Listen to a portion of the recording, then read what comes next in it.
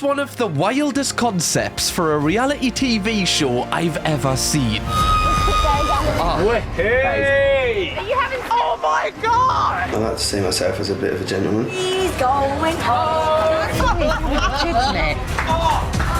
I think I'm ready to go home. Hello, you gorgeous donuts. Imagine this. You're on holiday for the first time away from your parents with all of your friends. You're getting pissed. There's chaos everywhere you look. You have freedom for the first time in your life. Except your parents have actually decided to follow you on this holiday secretly and spy on you every single night. Well, this is the concept of the 2000s reality TV show from the UK called Son, Sex and Suspicious Parents. Just by the title, you're intrigued. You're like, what is actually happening here? Sex and parents should never be in the same sentence. Well, I guess they have to be because I'm here, but I don't want to imagine that anyway. I don't know how the BBC managed to convince teenagers to go wild on camera and simultaneously convince the parents to follow them. I guess most adults will do anything for a free holiday. Now, I thought today we would have a look at one of the most unhinged episodes that ever aired from this series, including the parents seeing their children get with random people, risking their lives with total strangers, getting blackout drunk so they don't even remember what country they're in, and later on we see something that a parent should never ever see their child do. And at the end of this episode we get to see where the parents reveal to their kids that they've been watching their every move, so stay tuned for that. So get comfy because this show is absolutely mental. But just before we jump into the show, a quick word from our video partner. You're probably asking yourself, Cam, why are you wearing a leather jacket, a red scarf, and also holding a baseball bat that is wrapped in barbed wire? Are you pissing your pants yet? Well, I'm actually dressed as my favourite character Negan from the series The Walking Dead, which has a huge crossover with World of Tanks Blitz, creating a brand new player versus player mode called Infected Front, and more treats awaiting you players. World of Tanks Blitz is a legendary mobile cross-platform free-to-play team-based MMO action game dedicated to fierce tank combat. Now, I don't like getting stressed out by games, which is great because World of Tanks Blitz is definitely a light-hearted introduction into the genre, especially with the 11 fun game modes, which have both realistic and special abilities, more than 300 maps, including over 500 legendary tanks, which are both realistic based and fantasy based. And from October the 9th all the way to the 20th, you tankers can join Daryl Dixon, this is so cool, on the hunt for walkers in the exclusive all-out war event. Honestly, I'm nerding out so much right now, this is so cool. And as a final treat, any of you players that logs in between the 9th to the 16th of October will get 15 days free of a premium account. Unbelievable. That is my weekend sorted, and I'm not even kidding, and this is staying on. So download World of Tanks Blitz, which is completely free on mobile, PC, Steam, Steam Deck, Mac, iOS, Android, Nintendo Switch 2, and join the exclusive Halloween event with the Walking Dead IP. Do Rick Grimes proud, this is class. So the episode begins with us meeting the first teenager that will be taking part in this experiment. She's called Charlie, she's 18, and her and her friends seem wild. I'm not too worried about embarrassing myself, really. I kind of just go out there and do whatever I feel like doing. What? She's absolutely mental, look her up. She goes out on the streets and does what she wants. Oh, and they said Jimmy Savile was bad. I don't know why I'm comparing it to that. We're quite heavy drinkers. Yeah, I'd say we're badly behaved. I can't really think of a way to make it sound good. I kind of like this though, because you don't want boring people coming on this show. You want people who is going to give it everything, especially without them knowing that their parents are watching. You want their parents to be disappointed. That's the whole concept of this show. This is Charlie's first ever holiday away from her mother Kim, and Kim's really worried about her going. She can't do anything on her own, really. She'll bring me breakfast, and then she'll make my bed, and I'll sit there and do my makeup. She treats her daughter like an absolute queen. It's actually really sweet of the mother, but she clearly babies Charlie, so I can understand why she would be really worried for her going abroad for the first time by herself. Do a little bit more to help Mummy, especially the loading of the dishwasher. Okay, I don't want to be like, I don't want to hurt anybody that possibly, does still call their mum mummy, but is this a normal thing when you're like, 18 plus? Like, her mum calls herself mummy. Like, is that normal? It's not normal. Like, I don't know any of my friends that, you know, I've never seen them communicate with their mum and call them mummy. I know it is in certain areas, but I'm not, like, familiar with it round where I live. I'd probably put it into a little pot to take. No. My mummy put it in a little pot for you. Okay. I feel like Kim talks to Charlie as if she's like a child, you know, like a small child. She goes, "Oh, mummy, I'll put it in the pot for you." That's how you talk to like a fucking 8-year-old. I just know Kim's gonna be devastated when she sees Charlie do about 7 Jaeger bombs in a row. This is going to spin her head around about 40 times. Her head's gonna be on Mars, man. Kim says that she knows where Charlie is at all times, which I don't actually think is a bad thing. I know a lot of daughters put their location on, so, you know, like a partner can have it or a mum can have it, just so they can have peace of mind that they're okay themselves. But one thing I do think Kim is lying about is she says she turns a blind eye to everything Charlie does when she's not there. I just feel like she's lying, because why would you come on the show? She's basically saying she doesn't care what Charlie does in her own time, but clearly you do. You're not letting her go on holiday with her friends. Kim's reasoning for following Charlie on holiday is saying that she wants to witness what Charlie's like by herself, and this is her way of kind of relinquishing the reins she has on her so that she can witness her independence. It's me cutting the apron strings this holiday. Yeah, I would use that as the excuse when you reveal at the end. "Man, why are you here?"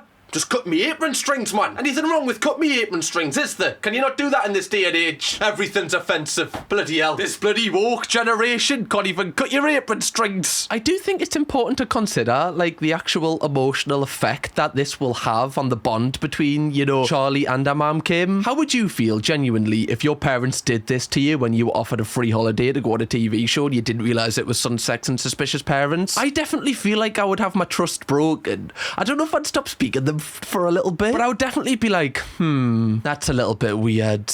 You know, because every single time after that, you're going to be, you know, wondering, like, are they lying about this? Are they lying about that? Like, I feel like it would really mess with the trust that you have in your parents. And I feel like every single time I was, like, anywhere where my parents weren't, that they were watching, even though they weren't, I think I would just get trauma from it. Maybe I'm deep in it too much, but I overthink everything, so this would be my worst nightmare. Now, Kim is actually bringing someone with her to experience this nightmare. She is bringing her sister, Shelley, who is going to offer emotional support for her. Being there and seeing what the girls get up to, she's not going to be able to get away from it. She'll have to face up to it. But do you need to face up to it? Like, do you need to? I don't think you do. This is not something that is essential. You don't need to know every single intricate detail of what your kids do when they're on a night out or on holiday. You can go to your grave without knowing what they do, as long as they're safe. That's all I would need to know. As long as they're safe and their friends are with them and they're not alone, that's okay. One thing that Kim is hoping that Charlie gets out of this is being able to kind of stand on her own 2 feet. Like, at the moment, Charlie doesn't have a job and Kim funds our entire lifestyle, and she kind of needs this to stop. So she's hoping that Charlie, by the end of this episode, will mature and realise that she needs to, you know, be independent on that front. We then meet Charlie's 3 best friends who she's going with. This is Poppy, Izzy and Natalie becomes very important later on in this episode, which you're going to see. Luckily, their parents aren't going, but I think I would still be a little bit pissed off if, like, me and my mates were going on holiday at 18 and one of my friends' parents was watching the whole time. I'd be like, yeah, just a little bit weird though, isn't it? Like,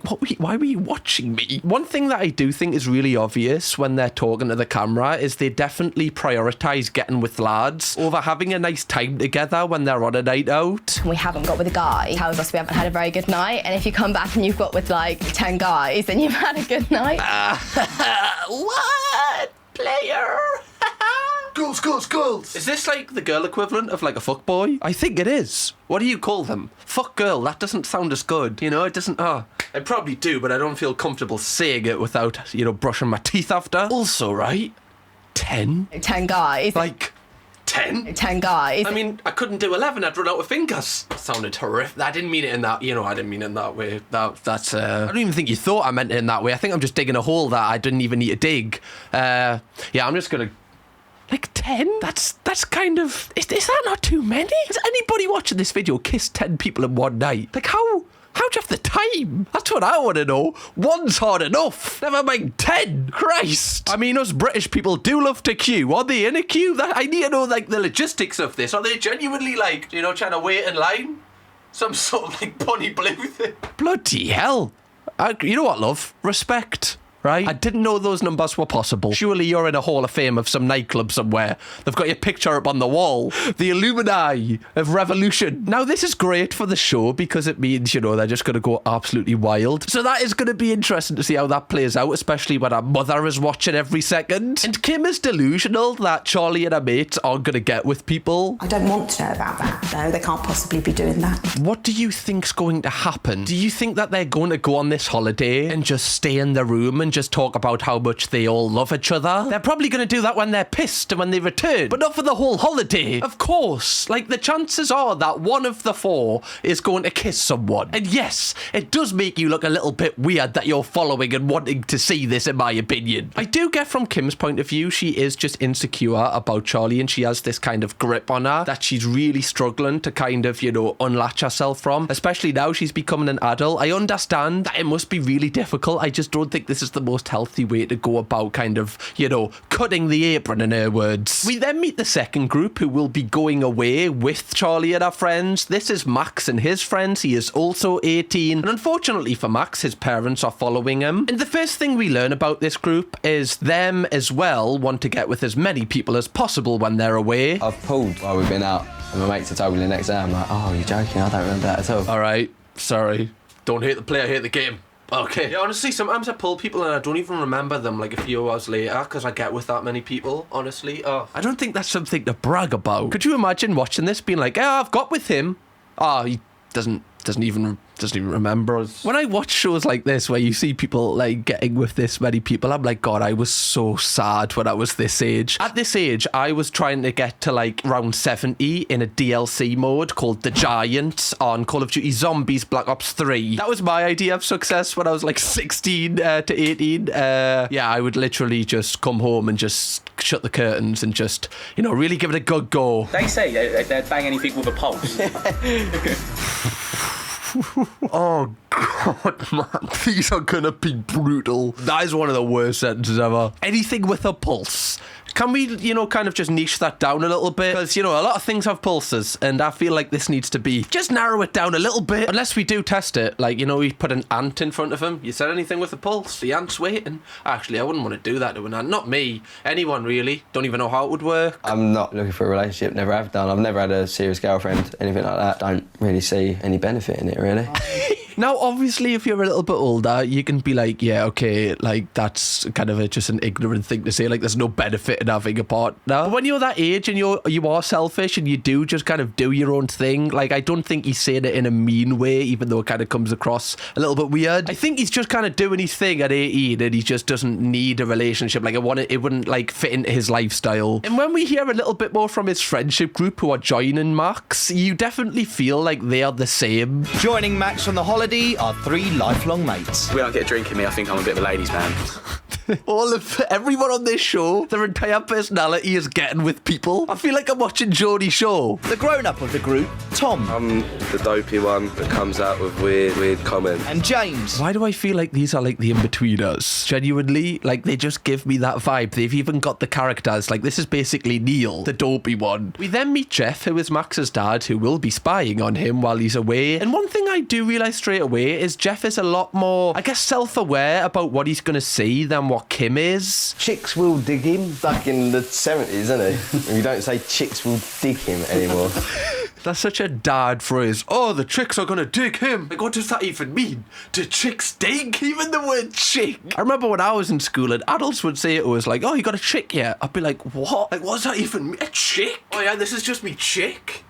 Even bird. Like, I know some people still use that. Bird is just like a funny word. Oh, it's me bird. Like, it just sounds so dirty. Just, oh, it's me bird. It's me bird right there. Jeff says the only reason that he's following Max abroad is because he wants to relive his youth, as he used to be a holiday rep when he was Max's age, and he wants to analyse the difference of like a lad's holiday back when he was younger to now. Honestly, I don't know if I believe it, but he does seem kind of chill, so maybe he is telling the truth. I'm quite looking forward to seeing their day as it is now. Can't see it changing that much, but I might be wrong. That's a retired player right there. That is a retired, you know, absolute devil of the streets. right? The streets know him well. They even know his mother's maiden name. That would be a weird thing for the streets to know, I guess. I don't know that much about his love life. He plays his cards close to his chest with his little ladies. With his little ladies. With his little chicks. Yeah, I feel like that's kind of normal. Like, I don't know many people that, you know, after they've slept with someone, they just walk into their parents' house and go, yeah, Dad,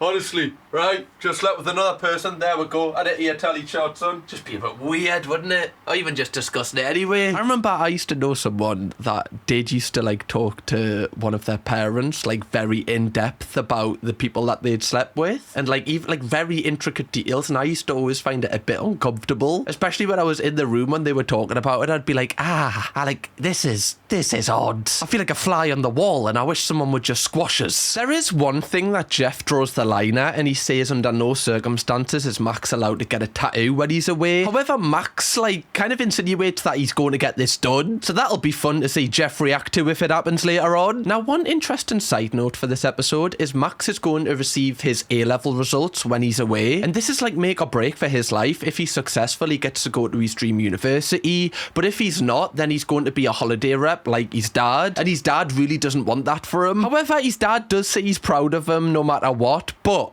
I feel like once his dad sees what he gets to on holiday, maybe that proudness might diminish a little bit. On the end of next week, it may be a different story, but on the whole, in general, he's grown up into a nice young gentleman. At least he's kind of, you know, just put a safety net there in case he does say he's no longer proud of him or disowns him as a son. Hopefully he doesn't get to that point, but anything could happen. One thing I do find interesting is Jeff is with Max's mum, but Max's mum isn't coming. I definitely feel like she just wouldn't feel comfortable being on this show, and rightly so. So Jeff is bringing his brother, so basically both of the parents are just bringing a sibling, not their actual partner. Both the groups then say goodbye to their parents, and the parents actually play it off really well. Like, they don't for 1 second think the parents are going to follow them, because why would you? They then arrive at the party island of Kos. Now, I didn't even know Kos was a party island. I literally went there on holiday with Chloe this year, and we thought it was like kind of chill. I guess we just didn't get the memo of where like all the cool people go, but it looks absolutely mental from the preview they give you, so I know that whilst these two groups are here, it's going to be absolutely crazy. Now, as soon as Max and his mates get in the taxi, they've already agreed that the first night they need to go hard to start the holiday off right. Gonna get absolutely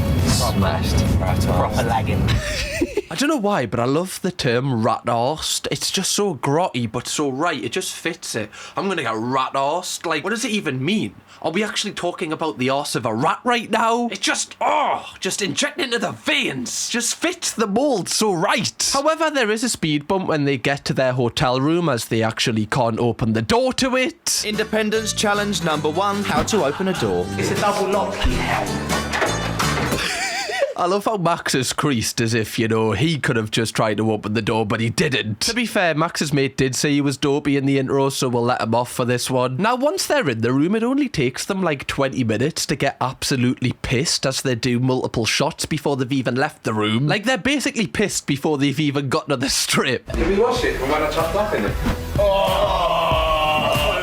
I love that he just continues to drink after his mate confessed to throwing up in it and they haven't washed it since. That's how you know you're pissed, when stuff like that just goes in one ear and goes out the other. You're like, yeah, well, is it gonna kill us? Nah. Meanwhile, the girls have just arrived at their hotel and Charlie is stressing out because she's saying that her room is a shithole. Now, honestly, looking at it, it's not bad at all. It's just like an average kind of room you'd stay in when you go on a lads or girls holiday. Granted, there's not much decor. Like, you look at it here, you're like, okay, you know, maybe a shit on the wall would have brightened the place up a little bit. It is given like the Last Supper kind of vibes, just with the window here. It's not even a window, it's a mirror. What am I talking about? Losing me mind. But the girls haven't even left their room yet, and already Max and his mates are up to absolutely mental antics.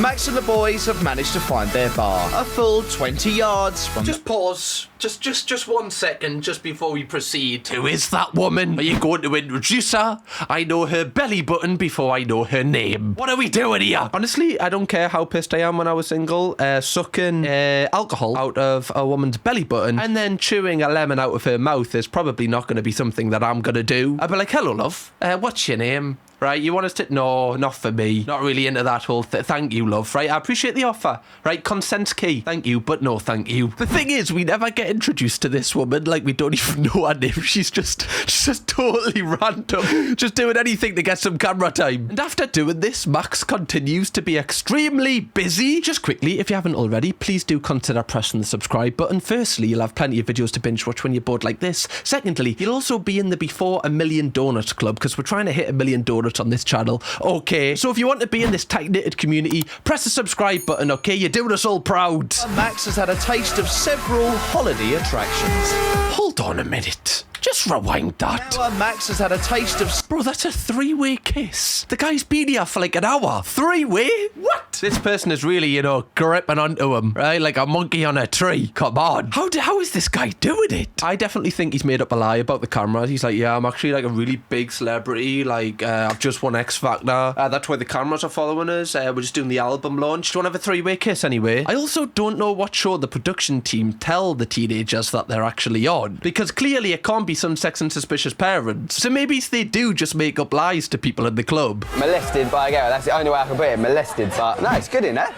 We enjoy the attention, so it's fun. Sorry, Max might be the only person that has just said he's been molested and then goes, actually, all right, yeah, I'll probably recommend it to a friend. 5-star on TripAdvisor. Yeah, don't see why everyone kicks up a fuss about it. Somehow I don't think that you got molested. I need to stop saying that word if I do want this video to be shown to anyone. Can't wait for the production team to like set this up to the parents when they react to this later on. So yeah, Jeff, you're going to watch Max get molested. Oh, said it again. There we go. Well, there goes any shot of this video making any money. Shortly after this, they go to another bar and Max instantly chunders everywhere.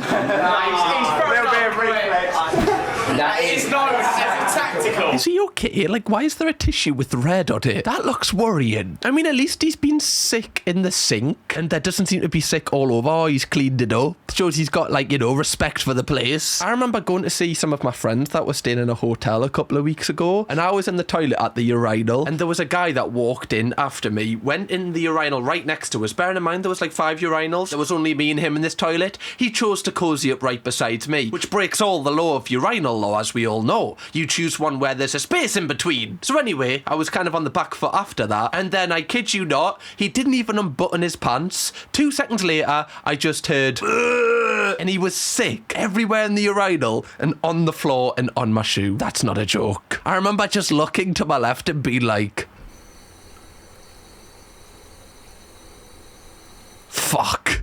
I did tell someone though, and he got help, I think. I never saw him again, but I know a member of staff went to the toilet, so hopefully he's alright. Hopefully not watching this. He probably wouldn't even know it was him, if I'm being honest. Now, whilst Max's friends are taking the piss out of him for this, Charlie and her mate have eventually reached the strip, and they're also pissed. What's the Portugal word for? Thank you. We're not in Portugal, honey. We're in Greece. If there's ever a sign to go home, that's it. I'll go back to the room. What's the Portugal word? Already by itself is a hilarious sentence. But the better part is, we're not even in fucking Portugal, so it'll be no use. The Portugal word. Now, like Kim mentioned, Charlie likes to get other people to pay for her kind of lifestyle a lot of the time. So her and her friends have managed to all night get free shots and free drinks from various lads. Free drink. They're buying us a drink. Thank you. That's the worst, that though. Like, you can see 2 of the mates are trying to drag them away from the lads, but like they're just going with the lads, and that's what I meant in the intro. Like, it is bad if you're choosing random people over your mates, because you can do it away. You want to be with your mates. Like, you can get with people at home. I'm not saying it's a bad thing to get with people on holiday, because everybody does it, but when you choose it over your mates, that's when I think it's a bit like all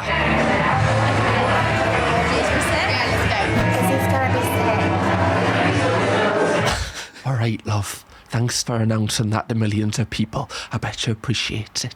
Thanks, love. Thanks, Charlie. It is so funny how with like British culture, it is just so ingrained that if you don't keep up with people like drinking wise, then you're boring, or you're seen as like a little bit of like, I don't know, just kind of boring. Like, it's mad at this age. You get more embarrassed about not being able to keep up with people than being sick in the toilet because you did. I think I'm ready to go home, and I miss my mum.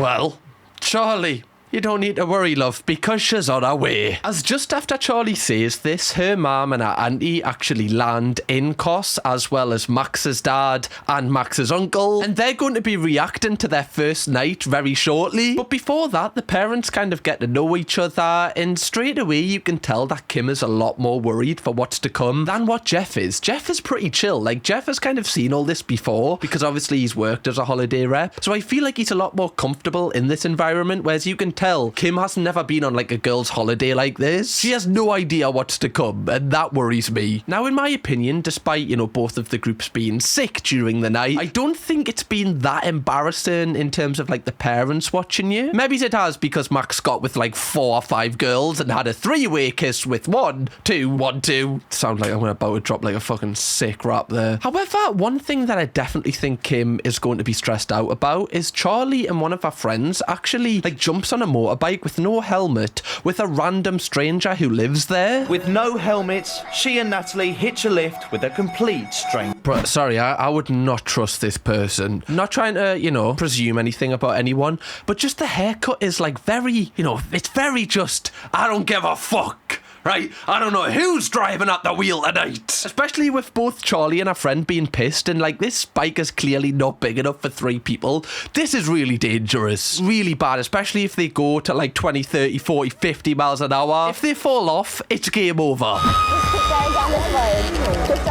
Oh, that's great. That is like, that's unreal. Like getting on a stranger's bike who is one of the locals and just riding into the pitch black away from your friends. Everyone that is going on holiday with their friends, make sure you do that. It's a great experience. Don't do that, by the way. Otherwise, you might end up in a mountain somewhere. That way, and we don't know where they've gone. I'm sure. Yeah, I don't think this is funny. I would be like, okay, I feel like we need to ring someone right now because I can't actually see them anymore. They do actually come back and they're fine, like nobody fell off, luckily. And then this random stranger just rides off and doesn't even say anything. I need to know who this person is. You know, they're so ominous. Like the girls, when they're walking back to the room, literally go, wait, what was their name? Like, I don't even know who they were. Why did we do that? Now, the girls weren't actually out for that long before calling it a night, but it's so different for the lads as they're still going strong. Back on the strip, Max and the boys are still going strong. Bro, how many people are getting alcohol sucked out of their belly button? Was this like a craze in the 2000s? Is this what got people going? But it looks like wannabe Casanova Joe. Okay, I don't think they're flirting with you. I think they're taking the piss out of you, mate. It looks like they've drawn a cock on your cheek, and I think they're writing twat. He's definitely going to go home to his other mate and be like, yeah, honestly, like I had them fighting over us, right? They were all trying to draw on us at one point. Whose tactics need a little... Yeah, it does say twat. Like, they're so pissed at this point they can hardly even stand up. There's one point where they start licking alcohol off the floor. Oh. Hey! It tastes like dog shit. Well, because probably your dog has shit there. You know you get nothing for that, right? Like, that moment is going to be forgotten about, like, 5 minutes later. You did that for nothing. Even if someone was like, I'll give you 100 quid to do it, I don't even think I would. Like, I get ulcers really easily. One lick of the floor, my mouth will fall off. Genuinely, I'll have no mouth. My teeth would fall out as well. I'd have to, like, get dentures at the age of, like, you know, mid-20s. I'm not doing it. It's not worth it for the plot, I'm afraid. It also kind of reminds us of the scene from Step Brothers. Yeah, you're gonna lick that white dog shit, okay? At least they were bullied into it. The lads do end up calling it a night when the apparent sensible one, Tom, actually passes out in the nightclub from being blackout drunk. Oh, he's going home. Who the fuck's that? The first night is always a sprint, and Tom couldn't last a sprint. Who's that? I don't even know her. She was like touching his face and Tom was like licking her arm like loads throughout the night. I definitely feel like them two were flirting, and now Tom is just passed out and she's just trying to make sure he's okay. Now that both groups are tucked up in bed ready to, you know, smash it again tomorrow night, the parents sit down to react to their first night, and I feel like I don't feel like they were that bad, but we don't know how the parents are going to take it yet. Now straight away they're all kind of embarrassed. However, I think the parent that is the least embarrassed is Jeff, as he's kind of seen all this before. Let's take it off. Look at his dad, man. His dad would clap if he could. His dad's like, yeah, like father, like son. Well done, son.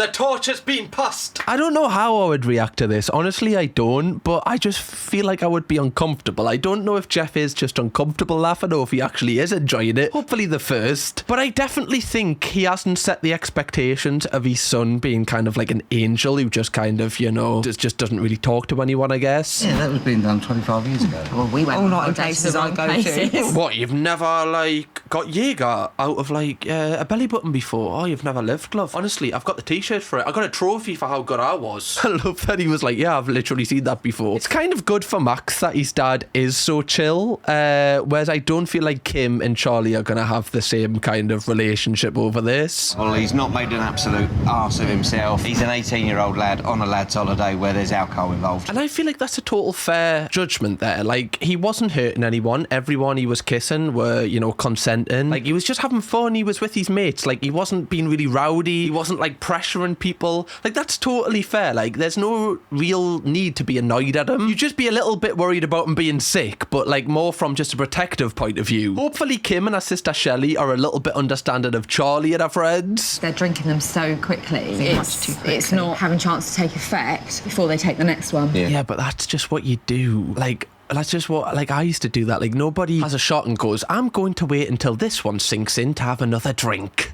Like, you just don't do that when you're out. Okay, I've waited 15 minutes now. That's another. It's definitely sinking in now. Kim does talk about how Charlie has never shared that she's actually like this on a night out, and I definitely think it's because Kim kind of like smothers her, you know, and treats her a bit like a baby, and I feel like when you do that with your children, they are more inclined to kind of hold back some things. Like, you know, if you try and, like, you know, pen them into a corner so much, they are going to fight back. It's just like that push and pull kind of mentality. If someone is pulling this much in the direction, I feel like sometimes the children pull in the opposite direction with the exact same force. Kim does also get really annoyed at Charlie for being on the motorbike. That was insane. Oh my God, makes me feel quite sick. And I feel like that is a really fair reaction to the motorbike. Like, that's the one thing that I think she should have a talking to with. Because anything could have happened there. Like, you didn't know anything about this stranger. They could have been a dodgy bastard. The show then progresses to day 2, and I feel like this day is going to be even worse when the nighttime starts. But before that, Max has the worst hangover of his life, in his words,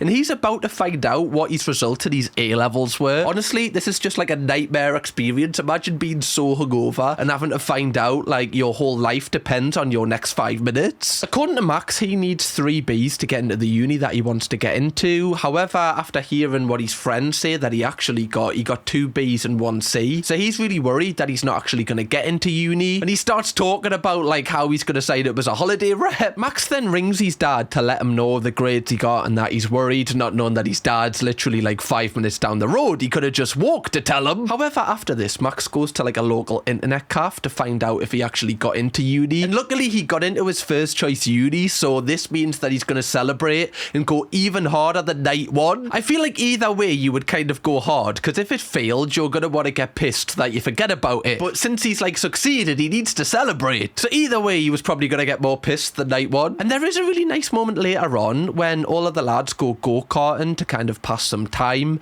and although it is weird that his dad's spying on him, this is actually how his dad finds out that Max has got into uni. I'm just glad I got in. He's in. He's in. I did it.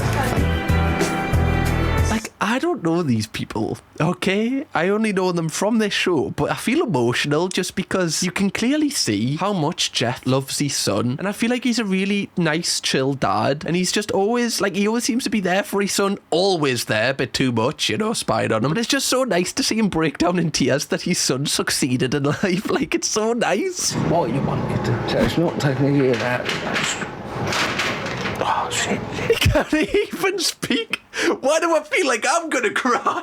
I don't even know these people. Never in my life did I think I would cry finding out that a total stranger got into Brighton University. That's a new one. And here I am in like a moral dilemma, because I'm like, okay, like Jeff is a really good dad, and it's like, you know, it's so nice to see. But also I'm like, why did he follow his son to Kos if he is really that chill? I definitely think he's done this purely on the fact that he gets a free holiday. And honestly, if he said that to his son, I feel like Max would be pretty chill chill about it. If he was just honest. I feel like the problems come when they followed them because they don't trust them. Let me know what you think, though. The show then progresses straight to the nighttime, and Charlie and all of our friends have made a pact that they need to get even more pissed than the first night, bearing in mind most of them passed out drunk the first night. And they start night 2 off by playing a game of Never Have I Ever. And it's so funny because the narrator has to, you know, explain what Never Have I Ever is to, like, the audience that watch this. And it's just so funny. Well, it's not that funny. It's just so funny. Nah, it's actually not. It's just a bit like, you know, it's just funny that people don't even know what that is. It's just so funny, honestly. It's a right laugh. I've never had sex in my parents' bed. Why is everyone looking at me? No, I've like canoodled. Honestly, like, if that was me, I'd rather get the never have I ever been in a gangbang than never have I ever done it in my parents' bed because my parents are going to watch this. Little do they know. Oh my God.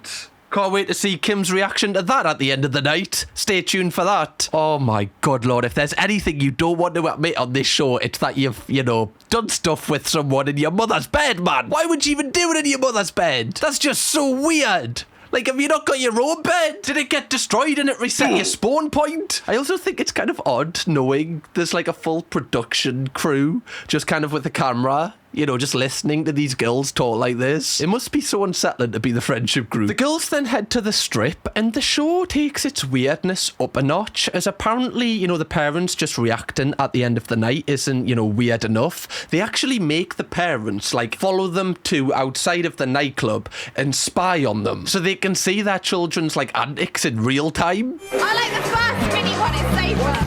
Kim wants to see firsthand how her... Whose house is this? Sorry, like, people were drying things on the radiator there. Have they just asked this random family if, like, they can just come in the house to spy on their kids? Why would you say yes to this? Imagine somebody knocked on your door and went, oh, do you mind if I just go in one of your bedrooms and just spy on me children who are in the nightclub? Is that all right? Thanks, love. I won't be long, all right? Can the crew come in? Yeah, cheers, love. This is so strange. What makes it worse is that Charlie is, like, on a pole in front of a group of lads, and, you know, when you first see it, you're like, okay, where is this going? I could get where you might want to do it in a fitness club, but not in front where everybody can see you. It's not bad, is it? No. Honestly, if you want my take, I think the most embarrassing thing about this is not the dancing, it's the fact that everyone just left. Yeah. Where's the crowd gone? Everyone was like, nah, she's kind of shiting. Nah, it's not that good. Right, get off. Ooh, get off. Brother, this girl stinks. I don't know why I said that. Sometimes things come in my mind that I'm like, don't say that, and then it just comes out, and I'm like, oh, well, there we go. That's for the world to have now. There's just this one weird guy who just is staring at her, which seems to have no shorts on. Hopefully he keeps his distance. Now, despite Charlie kind of just having fun, like she's not doing this in a weird way or anything, Kim is not impressed. I don't understand why you'd want to do that round a pole. That's not proper dancing though, is it? Oh God, lighten up a little bit, love. What do you want to do? Some sort of like Strictly Come Dancing in the club? Just... Oh, that's going to be great. That definitely won't be embarrassing. Do you want to just pull out a little bit of a salsa? A little bit of a... Ooh. Bet you didn't expect I had that in me locker, did you? Right, loads more where that came from, guys. I practice in the mirror like every single day, a new trick. I wish that was a joke. It's not. It is. Not every day. Every few days.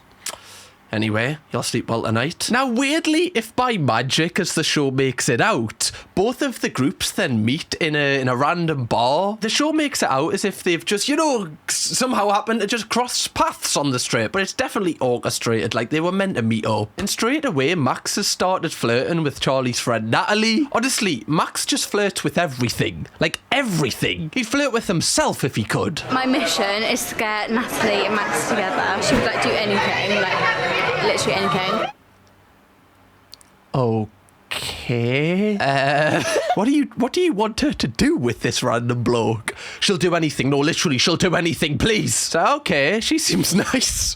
What do you mean by anything? I'm going to need some clarification on that. Why are they so desperate for their friend to get with this bloke? Do they not know that he's already kissed about 20 people since he's been here? They then all go to the beach to go into the sea, and whilst they're in the sea, Max and Natalie actually start getting with each other. Are you having... Oh my God! He's holding her hand! He's holding her hand! I think he's doing more than holding a hand from what we've just seen there. I hope that Natalie doesn't kind of, you know, think this is like a holiday romance, because definitely Max is not inclined to feeling that way. He just kind of kisses someone, then just moves on to the next person. And after this, Max's mates are trying to like convince him to go one step further with her. If you haven't already, donuts, please do press a like on this video because it helps us out. And like I've said previously, I don't know how it does, but apparently it does. So if you don't mind doing it, it helps us out, which I just said. Are you gonna knobber? You lot make me signed, sealed and delivered. I love his reaction. You lot make me sick. That is such like a British lad phrase. Like you wouldn't hear that in any other language, like translated. Are you gonna knobber? Like it's just to the point. Like what is that? Are you gonna knobber then? What, like, are you gonna knobber? That is one of the worst sentences. That is so wild. What does that even really mean?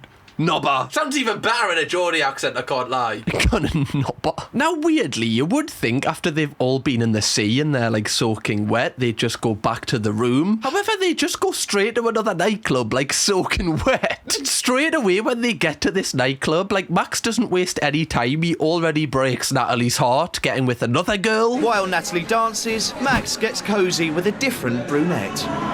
Bro, how is he doing this? With Natalie sidelined, Max now goes for broke with a blonde. How is this man doing this? I don't understand. Do you know that potion that girl was trying to make for Harry Potter to, like, you know, make Harry fancier? Is this, like, does he have like an unlimited supply of this? The girls are fighting over this man. He can't walk down the street without someone trying to kiss him. Like, ladies, I need your opinion in the comments, okay? Is this man like just unbelievably attractive? Like, if you walked past this man in Kos, would you be like begging at his feet to kiss him? Because that's what it seems like's going on here. Is it just because he's got a camera crew? Or is it just like the way he flirts? I've got no idea. People will study this man's game for centuries. Is that Max? That's so funny. Don't hate the player, hate the game. Oh, why is this girl so blurry? Did she not like update before coming on the show? She must be, you know, like a last gen. Get the shit crack. They were on it before he walked off with someone else. Such a gent. Yeah, honestly, Natalie, I feel like you dodged a bullet. Like, it's good that it happened this quickly after kissing him, because he didn't even have time to develop any feelings whatsoever towards him. Straight away, he was like, yeah, I'm just not the man for you. What's your friend's name? Sorry. Babe. This guy is just like the final boss of Kos. Like, what? He doesn't even know her name. He's been with her all night, basically. I wonder how his dad, Jeff, is going to respond to, you know, this night, because he's definitely saw a lot more of what Max is actually like. But I wonder if when he was that age, if he was similar, you know, if they've kind of got, you know, similar characteristic traits. They definitely seem to get on really well. So I wonder if he's going to be proud of him, kind of weirdly. Both of the groups then return back to the room so they can sleep through the day, and Max updates his mates on what went down between him and that girl. Max had a good night. Well, he went the furthest, got a little blowy. Are you a gentleman? I like to see myself as a bit of a gentleman, not a prick. Yeah. Don't really. I mean, that woman, you know, sucked you off and you don't even know her name. I don't think we can call you a gent, Max. I think that's pretty much out the window at this point. This show is absolutely mental, by the way. Like, how are you gonna, you know, go abroad with your mates, you know, have someone do that to you, and then your dad just watches it? Why was this ever a show? Like, I would die a happy man knowing that, you know, I have no recollection of my son ever participating in anything like that. You just turn a blind eye to it, man. Why would you go on a show where you have to witness it? I don't understand. Now both the groups are asleep, the parents react to their second night. Now, despite me raising concerns of how Jeff is going to react to this, it's actually Jeff's brother, Max's uncle, who is worried about something else that Max might have been doing. Worst thing? 75-year-old granny at the back of a bar, I guess. Oh, mate, you can't say that. Is that the worst thing? Is it? Hey, you know, grannies need love too. Not from me, but, you know, from someone, right? Just saying. I mean, it is a bit weird if you're 75 kissing an 18-year-old, to be fair. Yeah, actually, that's a very weird granny. Wouldn't want my granny to be that granny, you know? I'd be like, granny, you're a bit of a fucking weirdo, love, right? A bit of a predator granny. No one wants a granny who's a predator, all right? Sort yourself out, love. Can you not just go watch The Chase or something? Right, tipping points on. Get yourself out there, love. Stop going to Kos. Now, before we see Jeff's reaction to the night, we get to see Kim react to Charlie admitting that she slept in a bed with someone. I do know that Charlie has had sex, but not in my bed. What's the difference between doing it with contraception in a hotel bed behind your back or doing it in your house? Not in the house, but in your bed, there's a big difference. I would take that as disrespect if I had a kid that did it in my bed because I feel like they're disrespecting you because that's your place, you know? Without telling you, you know, and because it would just make me uncomfortable. Like, I wouldn't want to sleep there anymore. I'd have to change the sheets and I would have to bin them sheets no matter how much I washed them. I'd be like, they just need to go. I think there is a big difference personally, especially when you don't need to do it. Like, you have a bed at home. I don't understand why you would ever do that. Like, is that some sort of weird kink you have? It's very strange. It's a respect issue. Yes. Sex in your parents' bed. That would disappoint me. Yeah. Wow. Yeah. Right. I love that the uncle is like, well, I don't really see the big fuss. Right? The uncle's like, yeah, I've done that loads of times. Sorry, Mum, if you're watching. We need to keep tabs on the uncle, okay? We should rename this Son, Sex and Suspicious Uncles, okay? That's what they need to call this show. Not sure on this guy, I'm afraid. Jeff then reacts to Max, like, kissing all of these girls and, like, you know, how he went on in that night. And it definitely sparks an interesting conversation between all of the parents. Definitely too much alcohol. So, Jeff, what do you think that says? It's a holiday thing more than anything else. I suppose an 80-year-old is fairly good looking. Did he say he's very good looking or fairly good looking? Now, you can definitely see that Jeff is defending Max. I don't know if he'll say something different to him in private, but publicly he's defending him. Let me know how you would feel about this, because obviously, like, Max doesn't really have, you know, it's fair to say he doesn't really have respect because he doesn't even remember these people's names, especially when he's spending hours with them and they do things to him. But also on the flip side, you know, him kissing like girls on a night out, you know, that's just kind of what people do when they're 18. It's definitely an interesting debate, and I like that Kim kind of, you know, questioned Jeff about it. So he has to kind of dig deeper into his morals and what he actually believes about it. It just brings some substance to the episode. Because you felt a bit protective against Natalie, didn't you? Because I know if I had a daughter and, you know, if somehow, you know, her and Max did that and then Max was talking about her that way, I would feel annoyed. Like, I would be like, oh, like, he doesn't respect, like, my daughter. Like, you know, like, when you really put yourself in the position of both the parents, you can understand why, you know, Kim might be upset about this. The girls will quite happily go out, lease the boys some money, get them to buy drinks, and then just disappear into the night once they've got their drinks out of them. But then I do think that argument is flawed, because by that opinion, you're insinuating that because the guys bought the girls a drink, they should get something in return for that. When in reality, you know, it's their decision to buy the girls a drink. Like, the responsibility lies with them. The girls don't owe them anything. They've done that to be nice. If they've done that to get something out of it, then that's weird. He seemed to think that they went out just to get lads to buy them drinks without being friends with them, and in my eyes, that's not what they do. I do agree that the whole point of them going out is not for lads to buy them drinks, but I also disagree that the girls aren't friends with these guys. You know, like, there was numerous times where they got free drinks and then kind of just went away. It's interesting, though. It's like a really interesting debate, and I quite like listening to that. And it's quite good that they've got, you know, a mum of a daughter there and also a dad of a son, because you get totally contrasting opinions. Now we move on to the final day that the teenagers are in Cos 4, and during the day, the girls do, like, these water sports, and surprisingly, when Kim and Shelley are spying on them, this is where Kim is the most emotional she's been in the entire episode. See them, they just went past again, and they're all still on it. I'll be all right in a minute. Oh, you made me cry, Kimmy. You're so funny. This is so wild, because it does show how much Kim, you know, is protective over Charlie and how much she loves her. But again, it's like, why would you come on this show if anything that is remotely out of your comfort zone, you get really stressed about, you know, Charlie doing? They're just on a banana boat together and, you know, they're just having fun. Like, there's no need to kind of, you know, cry over this, but I do understand from her point of view, you know, that's her baby and she'll just be really protective. But I do think, you know, her coming on this show, she's just causing herself unneeded stress. I don't think she ever needed to come on this. The show then progresses to the final night, and Max is doing the one thing that he was forbidden from doing by his dad. Here comes a camel. It's a camel toe. All right. He's watching just meters away. Shut up. No. He hasn't even drank yet and he wants that? He wants a camel toe. Like a camel on his toe. Brava. Oh. Hopefully he gets it on the bottom of the toe so, you know, there's a chance it can just rub off with how much friction that causes. Oh. I feel like this is funny for like 2 seconds and then you realise that it's on your toe for the rest of your life. Like, that joke gets old so quickly to have it as a tattoo. You stupid boy. Don't do it. How much is it, by the way? €50. €50 to get a camel on my toe. I want you to pay me €50 and I'm still not getting it done. €50! I think when they see the tattoo, my dad would laugh. My mum would try to hold back her laughter, but I think she'd be wetting herself. Bro, this is a low moment, you know. Getting a lollipop while getting a camel tattooed on your toe. This is, you know, at least it can't get worse from this moment. Especially with your dad watching you as well, secretly. This is a low moment. I think he's just trying to prove a point to the lads. They're not even laughing. Like, they don't even find it funny. He's the only one that finds it funny, which I guess it's on his body, so that's the main thing. But he's done it for a laugh. Look at their faces. They all just look confused and kind of disgusted. Hello, ladies. Would you like to see my camel toe?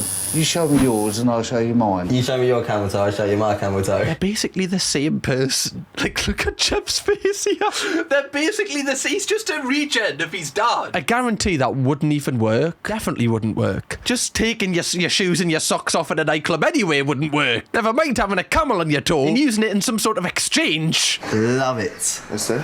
I love my little camel. Is that it? Not a bad little camel. That is going to be a decision that he regrets for the rest of his life, and that camel is still on that man's toe today. Hope it was worth it. To be fair, I mean, it's only on your toe, like, no one can really see it. It's just weird that it's a camel and what it means. This has also made me kind of shite myself because I'm getting a tattoo sleeve, or the start of a tattoo sleeve next month, and just seeing that is when, oh god, I'm going to be there, but for like 6 or 7 hours, not just, you know, a few minutes. The show then cuts to the girls who are getting free shots from these random lads again. But one thing that is interesting in this night is Charlie is really kind of, you know, debating whether she wants to do like a season abroad. Like, she hasn't got a job at home and she wants that independence, and the barman actually lets her like do a few cocktails to kind of see if she enjoys it, and she says that after this she's going to apply to work here. Now, I actually think that's a really cool thing. I know some people get the piss took out of them when they're like holiday reps and stuff, but I definitely think if I had the confidence at that age, I wish I'd done that, because I think it would be like a class experience when you're young to just like live abroad and just, you know, because kind of live in a different environment abroad just for the first time. I just think that's a really cool experience to have, honestly. It's always going to be a regret of mine that I never tried it, and obviously like if I was single now, I'm like too old, it'd just be weird. I mean, there is some people that are like 40 that are holiday reps that, you know, whatever, but that could just never be me. I feel like if it was me, it would have to be when I was like 18. I think the only reason I didn't do it was because like I had YouTube, and obviously I wouldn't have been able to really do YouTube if I was living abroad, and it just would have been a bit weird. Anyway, not gonna bore you with that anymore. Shut up, Cam. And whilst Charlie's debating this, the boys are doing the most mental drinks they've done on the entire holiday.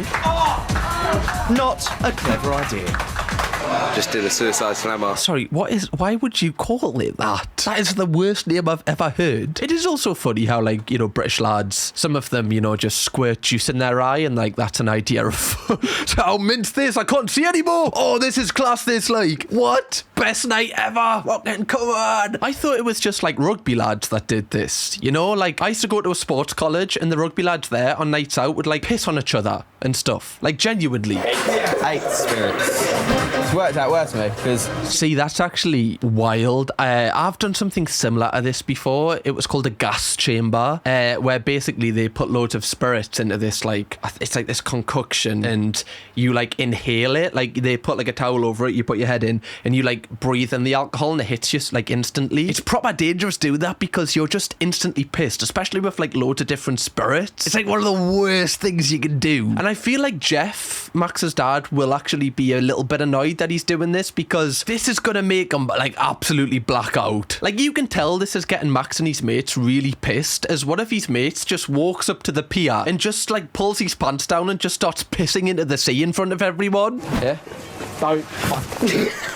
Max is certainly enjoying himself. He's definitely just pissed all over his beige shorts there. Night over for him. No wonder everybody hates British tourists, you know, like in the last video we did on Holiday Showdown, the first thing that the guy thought of when he went to Jamaica and saw the clear sea was, I'm going to change the colour of this with my piss. Like, why are we obsessed with pissing in the sea? We can do it at home. Why do we wait until we go abroad? We then see possibly the wildest part of the episode yet, as Max just pulls his pants down down, including his boxers, and pretends to have a vagina. Have my shorts falling down. We're getting a little click going on there. Why is he just doing this in public? Like, he's doing this on the strip. Like, everyone can just see this. For what reason? Is he trying to... I don't even know what the vision is here. Like, in front of your mates? I don't know what you're trying to do here. Is he trying to kind of, like, you know, lure someone in? The fact that his dad has to see this, that's something a dad should never have to see. I am not looking forward to his reaction, his final reaction. Honestly, I actually hope they just don't show Jeff that, just so, you know, he doesn't have to, you know, have those scars for the rest of his life. And on that note, rightly, they call it a night. It's now the day that they go home, and before the big reveal, the parents have to react to night 3. Now, this is actually the most positive reaction to Charlie from Kim, as she really likes that Charlie's talking about getting a job here. This is the first time Charlie's talked about, you know, being more independent.